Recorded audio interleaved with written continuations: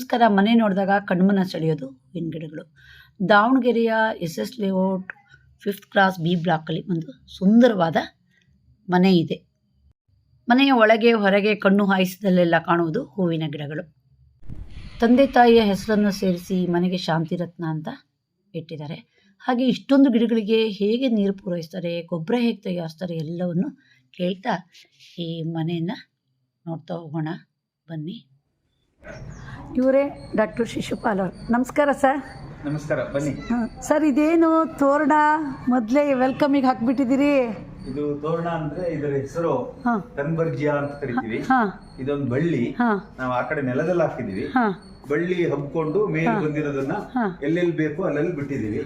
ಈ ರೀತಿ ಇದ್ರದ್ದು ಹೂ ಗೊಂಚಲು ಉದ್ದಕ್ಕೆ ಇಳಿ ಬೀಳುತ್ತೆ. ಹಾಗಾಗಿ ಇದೇ ಒಂದು ಲುಕ್ ಕೊಡುತ್ತೆ ಮನೆಗೆ. ಎಷ್ಟು ವರ್ಷ ಆಗಿದೆ ಈ ಗಿಡಕ್ಕೆ? ಈ ಗಿಡಕ್ಕೆ 6 ವರ್ಷ ಆಗಿದೆ ಈಗ. ಪ್ರತಿ ವರ್ಷ ಮಳೆಗಾಲದಲ್ಲಿ ಚೆನ್ನಾಗಿ ಹೂ ಬಿಡುತ್ತೆ, ಆಮೇಲೆ ಹೂವೆಲ್ಲ ಉದುರುತ್ತೆ. ಈ ಹೂವಲ್ಲಿ ಮಕರಂದ ಚೆನ್ನಾಗಿರೋದ್ರಿಂದ ಸೂರಕ್ಕಿಗಳು ಅಂತ ಇದು ಬಂದು ಇದ್ರಲ್ಲಿ ಜೋತಾಡ್ಕೊಂತ ರಸ ಕುಡಿತವೆ.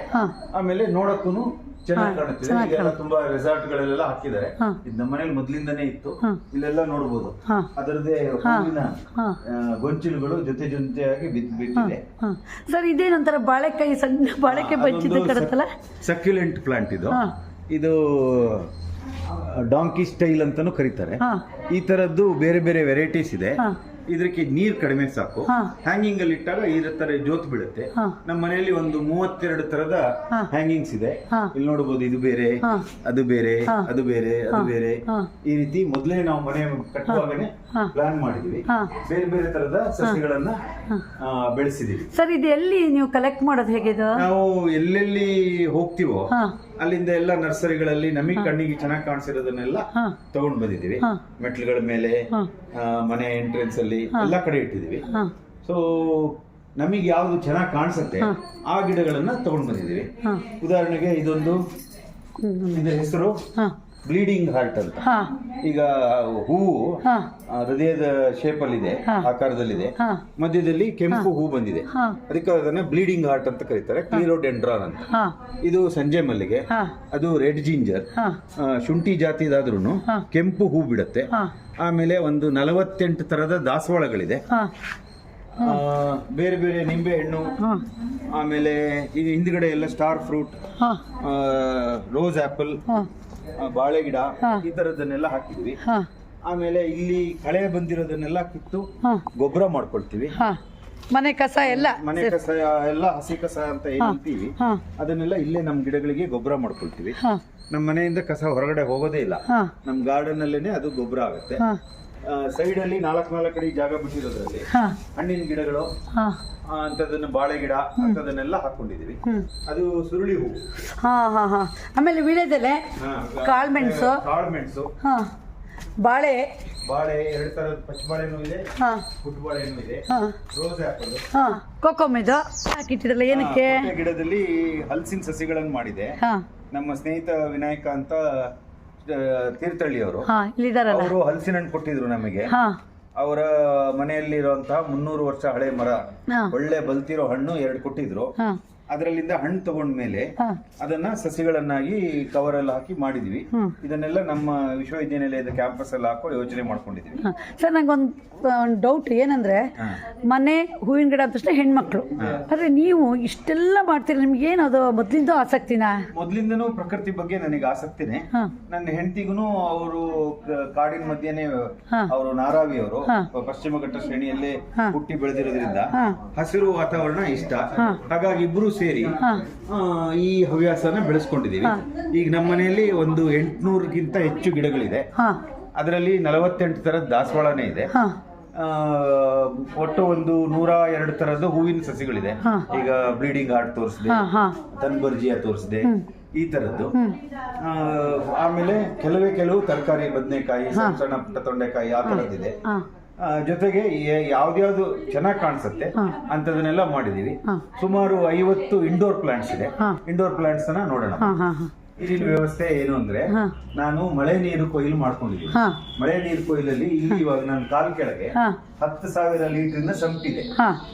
10,000 ಲೀಟರ್ ಸಂಪಲ್ಲಿ ಅರ್ಧ ಭಾಗ ಅಂದ್ರೆ 5,000 ಲೀಟರ್. ಹಾ ಇದು ಮಳೆ ನೀರು ಹಾ ಎಷ್ಟು ಸ್ವಚ್ಛವಾಗಿದೆ. ಹೌದು. ನನ್ನ RCC ಇಂದ ಬಿದ್ದಿದ್ದು ಹಾ ರೈನಿ ಫಿಲ್ಟರ್ ಅಂತ ಇದೆ, ಹಾ ಅಲ್ಲಿಂದ ಇಲ್ಲಿಗೆ ಬಂದ್ ಬೀಳುತ್ತೆ. ಹಾ 5,000 ಲೀಟರ್ಗಿಂತ ಜಾಸ್ತಿ ಮಳೆ ಬಂದಾಗ ಹಾ ಈ ಕಡೆ ಕಂಪಾರ್ಟ್ಮೆಂಟಿಗೆ ಬೀಳುತ್ತೆ. ಹಾ ಅಲ್ಲಿ ಗ್ಯಾಪ್ ಬಿಟ್ಟಿದ್ದೀನಿ. ಹಾ ಸೊ 5,000 ಲೀಟರ್ ಯಾವಾಗ್ಲೂ ಸ್ಟಾಕ್ ಇರುತ್ತೆ. ಹಾ ಆ ಗ್ಯಾಪ್ ಇಂದ ಅಲ್ಲಿಗೆ ಬೀಳುತ್ತೆ. ಹಾ ಅಲ್ಲಿ ಕಾರ್ಪೊರೇಷನ್ ವಾಟರ್ ಬರುತ್ತೆ. ಹಾ ಸೊ ನನ್ನ ಮನೆಯಲ್ಲಿ ಕಳೆದ 13 ವರ್ಷದಿಂದ ಒಂದು ದಿನನೂ ನೀರಿನ ಶಾರ್ಟೇಜ್ ಆಗಿಲ್ಲ. ಹಾ ಎರಡನೇದು, ಹಾ ಈಗ ಇಲ್ಲಿ ತುಂಬಿತು ಅಂತಂದ್ರೆ, ಇಲ್ಲಿ ತುಂಬಿತು ಅಲ್ಲೂ ತುಂಬಿತು ಅಂದ್ರೆ ಹಾ ಆ ವಾಲ್ವನ್ನ ತಿರುಗಿಸಿದ್ರೆ ಹಾ ಅಲ್ಲಿ ಬೋರ್ ಇದೆ. ಹಾ ಆ ಮಳೆ ನೀರೆಲ್ಲ ಬೋರಿಗೆ ಬೋರಿಗೆ ರೀಚಾರ್ಜ್ ಆಗುತ್ತೆ. ಹಾ ಸೊ ಹಾಗಾಗಿ ನಮ್ಮ ಹತ್ರ ಬೋರ್ ನೀರು, ಮಳೆ ನೀರು ಹಾ. ಮತ್ತು ಕಾರ್ಪೊರೇಷನ್ ನೀರು ಅಯ್ಯೋ ಇರೋದ್ರಿಂದ ಎಲ್ಲ ಯಾವುದೇ ರೀತಿಯ ಹಾ ಪೋಲ್ ಆಗ್ತಾ ಇಲ್ಲ, ಹಾ, ನೀರು ಉಪಯೋಗ ಆಗ್ತಾ ಇದೆ. ಹಾ ಆಮೇಲೆ ನಮ್ಮ ಮನೆಯಲ್ಲಿ ಅಕ್ಕಿ ತೊಳೆದಿದ್ದು, ತರಕಾರಿ ತೊಳೆದಿದ್ದು ನೀರನ್ನ ಹಾ ಇಂಡೋರ್ ಪ್ಲಾಂಟ್ಸ್ಗೆಲ್ಲ ಹಾಕೊಳ್ತೀವಿ. ಹಾ ಆ ಅಕ್ಕಿ ತೊಳೆದಿದ್ದ ನೀರಲ್ಲೂ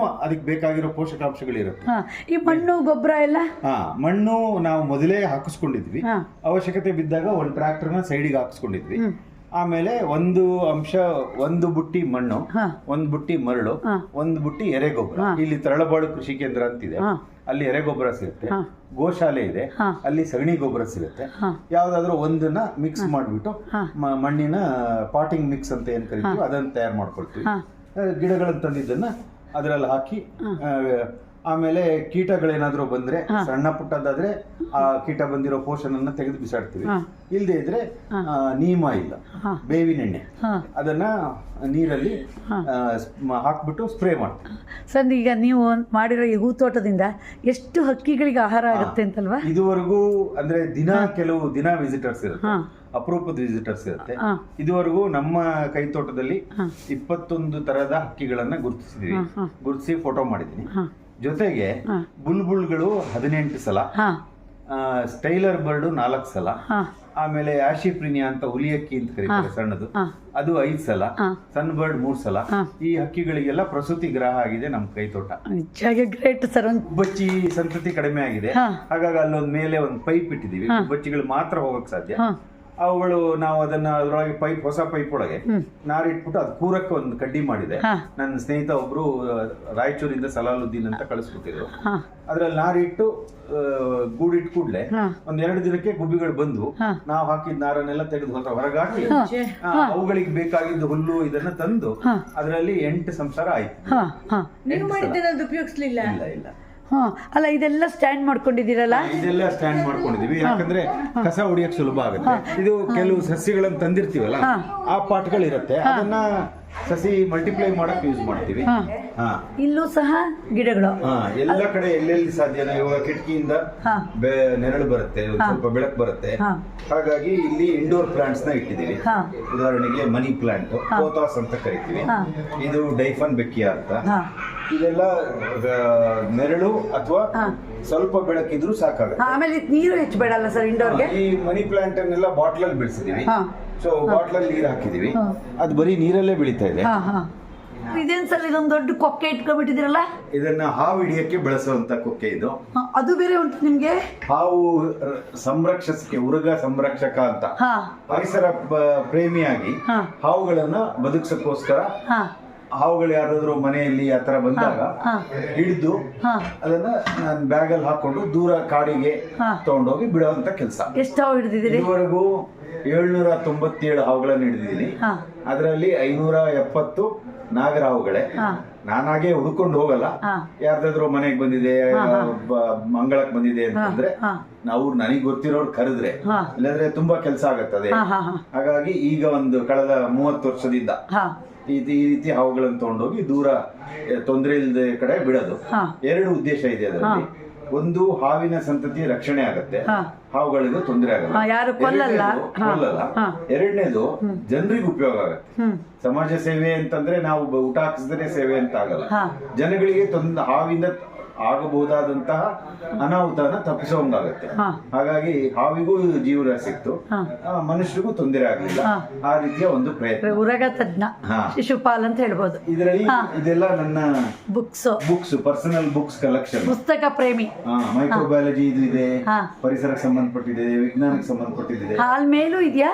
ಮೇಲೂ ಇದೆ. ಹಾ ಆಮೇಲೆ ಇದೆಲ್ಲ ಬೇರೆ ಬೇರೆ ಕಡೆ ಉಪನ್ಯಾಸ ಎಲ್ಲ ಕೊಟ್ಟಾಗ ಹಾ ಪ್ರಶಸ್ತಿ ಪುರಸ್ಕಾರಗಳು. ನನಗೆ ಹಾ national level Young scientist award ಬಂದಿದೆ. ಹಾಂ ಸೊ ಅದರದ್ದು ಎಲ್ಲ ಇದೆ. ಹಾಂ ಪುಸ್ತಕಗಳಂದ್ರೆ ವಿಜ್ಞಾನಿ ನಾನು 1ನೇ ತರಗತಿಯಿಂದ 7ನೇ ತರಗತಿ ತನಕ ಹಾಂ ವಿಜ್ಞಾನ ಪಠ್ಯ ಪುಸ್ತಕ ಇದೆಯಲ್ಲ ಅದರದ್ದು ಪರಿಷ್ಕರಣಾ ಸಮಿತಿಯ ಅಧ್ಯಕ್ಷ ಆಗಿದ್ದೆ. ಹಾಂ ಸೊ 1ರಿಂದ 7ನೇ ತರಗತಿ ತನಕ ಎಲ್ಲಾ ಪುಸ್ತಕಗಳನ್ನ ಓದಿ ಅದನ್ನ ತಿದ್ದಿದ್ದೀನಿ. ಹಾಂ ಆಮೇಲೆ 8, 9, 10 ಹೈಸ್ಕೂಲ್ ಮೇಸ್ಟ್ಗಳಿಗೆ ಇಲ್ಲಿ ಭಾರತೀಯ ವಿಜ್ಞಾನ ಸಂಸ್ಥೆ ಚಿತ್ರದುರ್ಗದಲ್ಲಿದೆ, ಅಲ್ಲಿ ಪಾಠ ಮಾಡ್ತೀನಿ. PUC ಟೀಚರ್ಸ್ ಬರ್ತಾರೆ, ಟೀಚರ್ಸ್ ಪಾಠ ಮಾಡ್ತೀನಿ. ಡಿಗ್ರಿ ಟೀಚರ್ಸ್ ಬರ್ತಾರೆ, ಅವ್ರಿಗೆ ಮಾಡ್ತೀನಿ. ನಮ್ಮಲ್ಲಿ MSc ವಿದ್ಯಾರ್ಥಿಗಳಿಗೆ PhD ಸಂಶೋಧಕರಿಗೂ ಪಾಠ ಮಾಡ್ತೀನಿ. ಹಾಗಾಗಿ ನನಗೊಂದು ಅದೃಷ್ಟ ಏನು ಅಂದ್ರೆ 1ನೇ ಕ್ಲಾಸಿಂದ PhD ತನಕ ಇರುವ ವಿಜ್ಞಾನ ವಿಷಯಗಳು ತಿಳ್ಕೊಳ್ಳುವಂತ ಅವಕಾಶ ಆಯ್ತು. ಸ್ಟಡಿ ಟೇಬಲ್ ಲ್ಯಾಪ್ಟಾಪ್ ಇಟ್ಕೊಂಡಿದ್ದೀನಿ, ನನ್ನ ಕ್ಯಾಮ್ರಾ ಇಲ್ಲೇ ಇದೆ. ಆಮೇಲೆ ಅಗತ್ಯವಾದ ಪುಸ್ತಕಗಳು ಅವಾಗ ಬೇಕಾದಾಗ ನೋಟ್ಸ್ ಮಾಡ್ಕೊಳ್ತೀನಿ. ಕನ್ನಡದಲ್ಲಿ ವಿಜ್ಞಾನ ಬರೆಯೋದು ಕಷ್ಟ, ಅದಕ್ಕೋಸ್ಕರ ವಿಜ್ಞಾನ ಪದಕೋಶಗಳನ್ನೆಲ್ಲ ಇಟ್ಕೊಂಡಿದ್ದೀನಿ. ಅಂಥದ್ರಲ್ಲಿ ಹುಡುಕಿ ಸಮಾನಾರ್ಥಕ ಪದಗಳನ್ನ ತಗೊಂಡು ಬಳಸ್ಕೊಡ್ತೀನಿ ನನ್ನ ಲೇಖನಕ್ಕೆ. ಇಲ್ಲಿ ಗೋಡೆ ಮೇಲೆ ಅನ್ಸೋದು ನೀವು ಈ ಕಡೆ ತಿರುಗಿದ್ರೆ ನಿಮ್ ಕಡೆನೆ ತಿರುಗುತ್ತೆ. ಹೌದು, ಈ ಕಡೆ ಬನ್ನಿ, ನಿಮ್ ಕಡೆನೆ ತಿರುಗತ್ತೆ ನೋಡಿ. ಹೌದು, ನನ್ನ ಕಡೆ ನೋಡ್ತಾ ಇದೆ. ಆ ಕಡೆ ಹೋದ್ರೆ ಆ ಕಡೆ ಬಂದಂಗೆ ಅನ್ಸುತ್ತೆ. ಹೌದು. ಆಮೇಲೆ ಇಲ್ಲೂ ಒಂದು ಗಿಡ ಬಿಟ್ಟಿಲ್ಲ ನೀವು. ಅಲ್ಲೂ ಮನಿ ಪ್ಲಾಂಟ್ ಬೆಳೆಸಿದ್ವಿ. ಮುಂದಿನ ವಿಡಿಯೋದಲ್ಲಿ ಇನ್ನಷ್ಟು ಒಳಾಂಗಣ ಗಿಡಗಳನ್ನು ಅದರ ಜೊತೆಗೆ ಹಾವನ್ನು ಎಷ್ಟು ಲೀಲಾಜಾಲವಾಗಿ ಹಿಡಿತಾರೆ ಎಂಬ ವಿಡಿಯೋಕ್ಕಾಗಿ ಕಾಯ್ತಾ ಇರಿ. ನಿಮಗೆ ಈ ವಿಡಿಯೋ ಇಷ್ಟ ಆದರೆ ಲೈಕ್ ಮಾಡಿ, ಶೇರ್ ಮಾಡಿ, ಸಬ್ಸ್ಕ್ರೈಬ್ ಮಾಡಿ. ಧನ್ಯವಾದಗಳು.